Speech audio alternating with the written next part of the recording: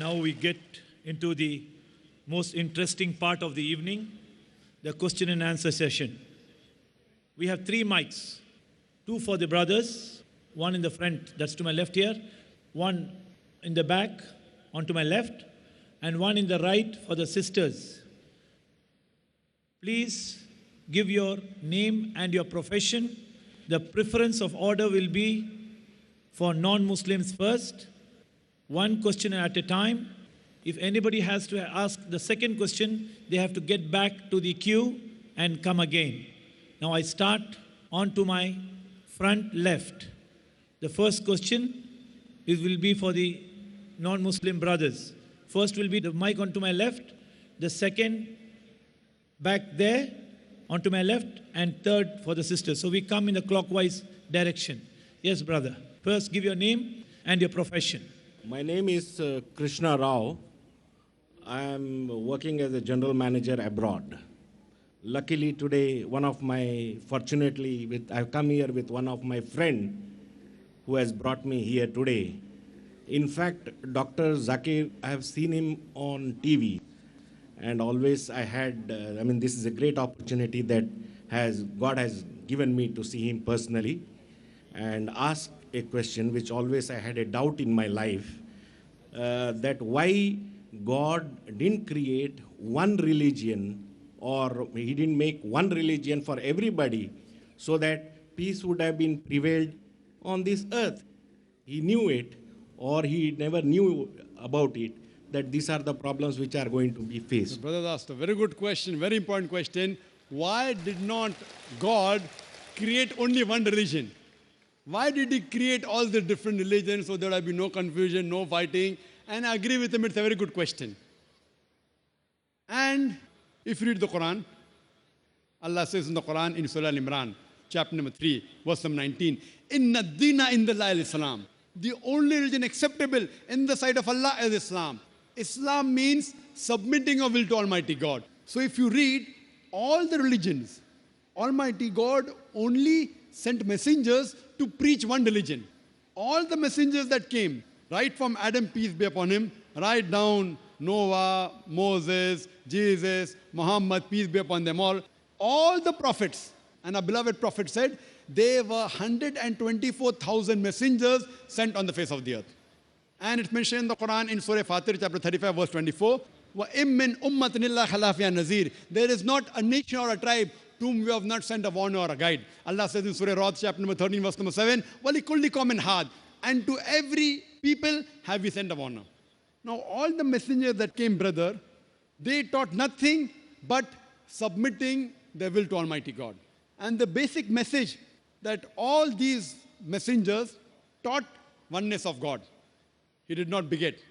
He has got no mother. He has got no father. He is only one. There's nothing like him. But due to passage of time, all what the messengers preached, it got corrupted. And if you heard my talk, I mentioned that most of the scriptures that came before the Quran, they got changed. And Allah says in the Quran, in several places, if he wanted, he could have made everyone submit his will to God.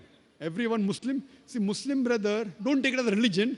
The real meaning of Islam is, it's a deen, it's a way of life. Submitting your will to God. And Muslim doesn't mean a person who has the name Zakir, Abdullah, Sultan. Muslim means a person who submits his will to God. If you submit your will to God in Arabic, I will call you as a Muslim.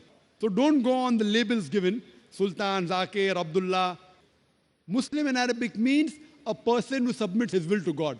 Anyone who submits his will to God, he is called as a Muslim. So all the messengers that came, they taught that we have to submit our will to God. All of them taught monotheism. All taught Tawheed. But by the passage of time, all these scriptures kept on changing. And that's the reason Almighty God, he sent the last and final messenger, Prophet Muhammad, peace be upon him.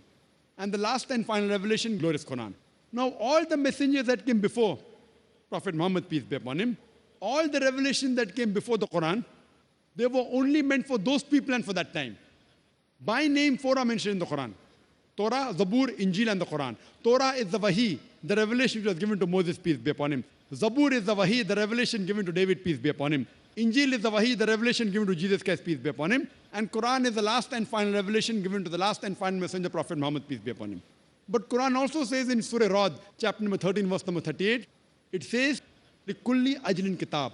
In every age have we sent a revelation. There were several revelations sent down.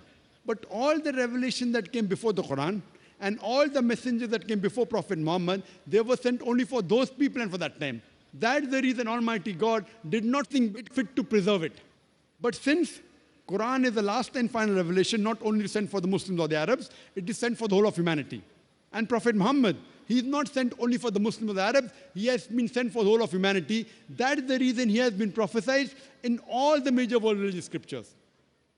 And this book, the Quran, Allah says in Surah Hijr, chapter number 15, verse number 9, we have revealed the Quran and we shall guard it from corruption. So what we realize, that Almighty God sent messengers to preach only one religion. That is, submitting your will to Almighty God. In Arabic, I say Islam.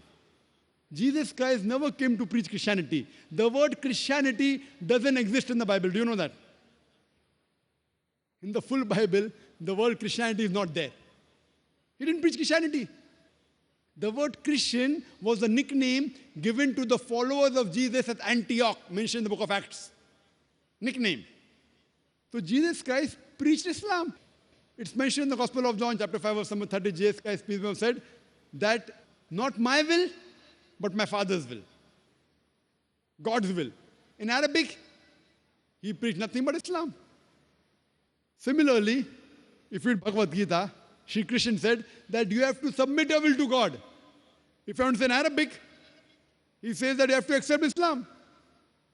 So what we realize, that all the messengers taught nothing but submitting our will to God. That is the reason the Quran says in Surah Imran, chapter 3, verse number 19, Inna dina indallahi al-Islam. The only way of life accepted in the sight of God is submitting our will to Almighty God. So what we have to go back to the original scriptures. Go back to the commandment of Almighty God and submit your will to the commandment of God, and then you will be following the straight path. Hope that answers the question well.